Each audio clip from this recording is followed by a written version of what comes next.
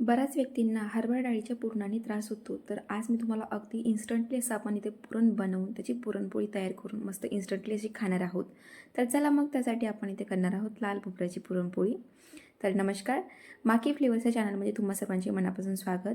आज आपण बघणार आहोत अगदी झटपट असं बनणारं लाल भोपळ्याची पुरण आणि त्याच्यापासून बनणारी पुरणपोळी. तर त्यासाठी आपण इथे घेणार आहोत लाल भोपळा.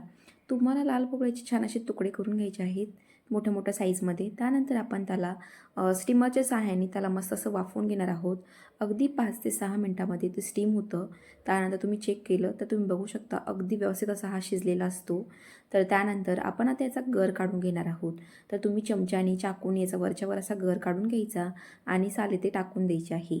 तर व्यवस्थित असं सर्व गर काढल्यानंतर आपण इथे मॅशरच्या सहाय्याने किंवा तुम्ही एखादा चमचा घ्या, त्यांनी ही छान असे व्यवस्थित असं कुस्करून घ्यायचे. त्यानंतर आता आपल्याला यामध्ये आवडीप्रमाणे साखर किंवा गूळ घालायचा आहे. तर यामध्ये मी गूळ घालणार आहे. याने या पुरणाला खूप छान अशी टेस्ट येते. तर आपण आता यामध्ये गूळ घालून घेतल्यानंतर याला व्यवस्थित असं एकत्रित करून घ्यायचं आहे. तुम्ही म्हणसाल की गूळ किती घालायचा, तर तुमच्या आवडीप्रमाणे तुम्ही कमी जास्त करू शकता. मुळातच लाल भोपळ्याला त्याचा गोडवा असतो, तर त्यामुळे तुम्ही गूळ कमी जास्त घातला तरीही चालेल. तर आता आपल्याला हे व्यवस्थित असं शिजवून घ्यायचं आहे. तर शिजवत असताना आपल्याला यामध्ये असलेलं जे पूर्णतः पाणी आहे ते पूर्णपणे नाहीसं करून घ्यायचं आहे. त्यानंतर आता आपल्याला यामध्ये स्वादानुसार वेलायची घालायची आहे. तुम्ही जायफळी घातलं तरीही चालेल.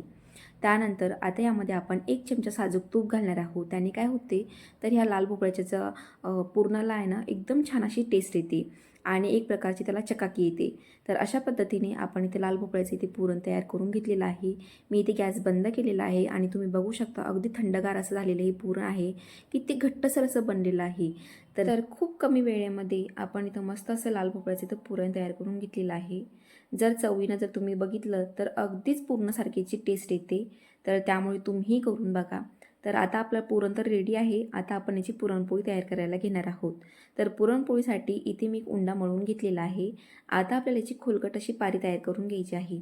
पारी तयार करत असताना तुम्ही बोटाच्या सहाय्याने त्याचे खोलगट असा भाग तयार करून घ्या आणि त्यामध्ये व्यवस्थित असं पुरण आपलं भरून घ्यायचं आहे.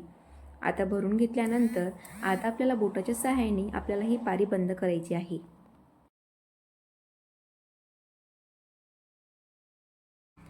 तर पारी बंद करत असताना तुम्ही 2 बोटाला तुम्ही बघू शकता, मी इथे 2 बोटांना पीठ लावून घेतलेलं आहे आणि व्यवस्थित असं याची पारी बंद करून जे उरलेलं जे पीठ आहे ते काढून घेतलेलं आहे.